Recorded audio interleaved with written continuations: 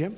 Mr. President, thank you very much, and just for the record, we don't hate you, I don't hate you. Okay. So pass that along. But Ask Jeff Zucker how he got his job. well, if I may follow up on some of the questions that have taken place so far here, sir, and I don't know which microphone to hold here. I've got 3 microphones. Do have but, other people, and your ratings aren't as good as some of the other people that are they're waiting. pretty good right now, actually, Mr. President. But Go ahead, Jim. if I may ask, sir, you said earlier that that WikiLeaks was revealing information about the Hillary Clinton campaign during the election cycle. You welcomed that. At one campaign rally, you said you loved WikiLeaks.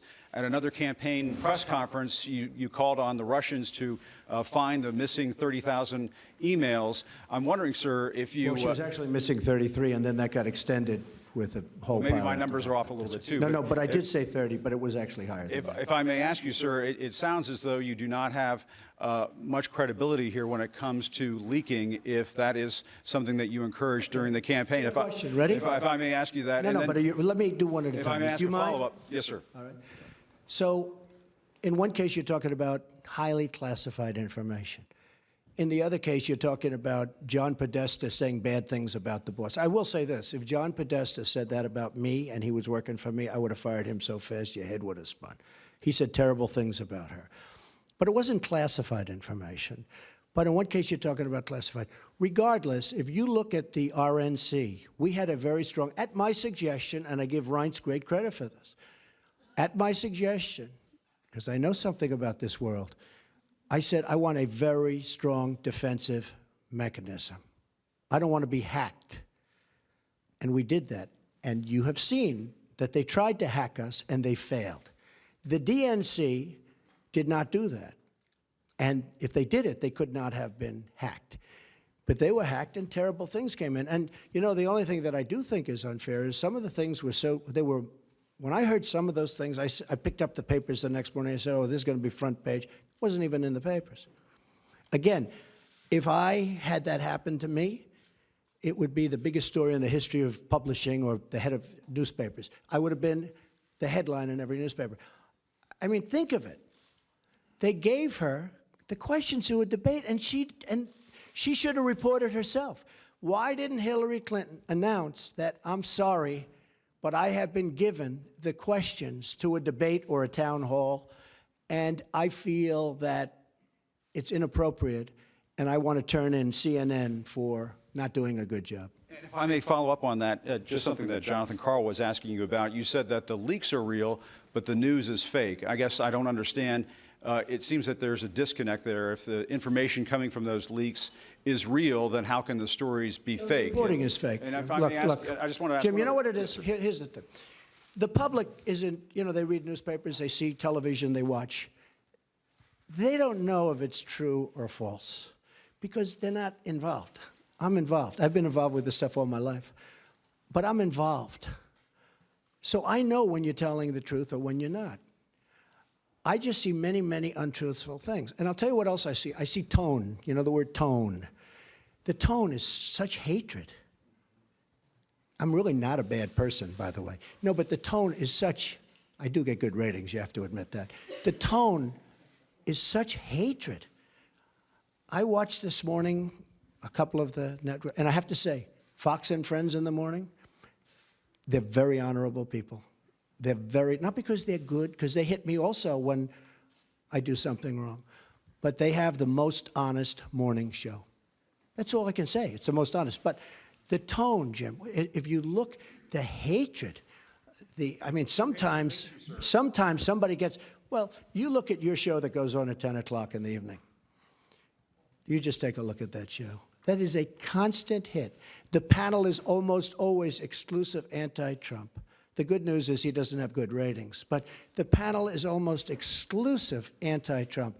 And the hatred and venom coming from his mouth, the hatred coming from other people on your network. Now, I will say this. I watch it. I see it. I'm amazed by it.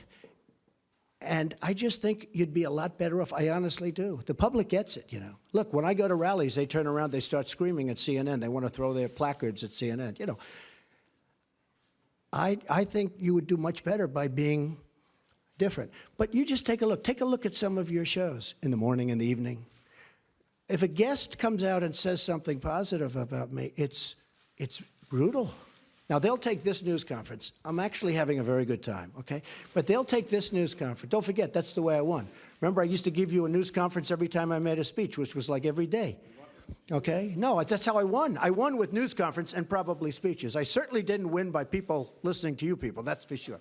But I'm having a good time. Tomorrow they will say, Donald Trump rants and raves at the press. I'm not ranting and raving. I'm just telling you, you're dishonest people. But I'm not ranting and raving. I love this. I'm having a good time doing it. But tomorrow the headlines are going to be Donald Trump rants and raves. I'm not ranting and raving. Go ahead. I may just one more follow-up. Should I let him have a little bit more? What do you think, just Peter? because of this- Peter, should I let him have a little because bit of more? this- Sit down. Sit down. Just We'll because get of it. the We'll get just it. because of the attack of fake news and attacking our network, I just want to ask you, sir. I'm changing it from fake news, though. Doesn't that undermine? Very fake news. I Go know, ahead. but aren't you? Go ahead. Real news, Mr. President. Real news. And you're not related to our new. I am not related, sir. No. I do like the sound of Secretary Acosta, I must say. I Mr. looked at President. that name. I said, wait a minute. Is there any relation there? Alex There's- Acosta. I'm sure you checked that out, Okay. sir. No, I checked it. They said, no, sir. I said, do me a favor. Go back and check the family tree. Okay. But aren't you concerned, sir, that you are undermining the people's faith in the First Amendment, freedom of the press in this country, when you call stories you don't like fake news? Why not just say it's a story I don't like? I When do you that. call it fake news, No, I do you're that. undermining No, no. confidence in I our do news that. media. Here's the thing. Isn't Okay, that important? I understand what you, and you're right about that, except this. See, I know when I should get good and when I should get bad. And sometimes I'll say, wow, that's going to be a great story, and I'll get killed. I know what's good and bad. I'd be a pretty good reporter, not as good as you. But I know what's good. I know what's bad. And when they change it and make it really bad, something that should be positive, sometimes something that should be very positive, they'll make okay. They'll even make it negative. So I understand it. So because I'm there, I know what was said, I know who's saying it, I'm there. So it's very important to me. Look, I want to see an honest press. When I started off today by saying that it's so important to the public to get an honest press. The public doesn't believe you people anymore. Now, maybe I had something to do with that. I don't know. But they don't believe you. If you were straight and really told it like it is, as Howard Cosell used to say, right? Of course, he had some questions also. But if you were straight, I would be your biggest booster. I would be your biggest fan in the world, including bad stories about me. But if you go, as an example, you're CNN, I mean, it's story after story after story is bad. I won. I won. And the other thing, chaos. There's zero chaos. We are running, this is a fine-tuned machine. And Reince happens to be doing a good job, but half of his job is putting out lies by the press. I said to him yesterday, this whole Russia scam that you guys are building so that you don't talk about the real subject, which is illegal leaks. But I watched him yesterday working so hard to try and get that story proper. And I'm saying, here's my chief of staff, a really good guy, did a phenomenal job at RNC. I mean, he won the election, right? Won the presidency. We got some senators. We got some all over the country. You take a look. He's done a great job. And I said to myself, and I said to somebody that was in there, I said, you take a look at Reince. He's working so hard just putting out fires that are fake fires. I mean, they're fake. They're not true. And isn't that a shame? Because he'd rather be working on health care. He'd rather be working on tax reform, Jim. I mean that. I would be your biggest fan in the world if you treated me right. Now, I sort of understand there's a certain bias, maybe by Jeff or somebody, for whatever reason.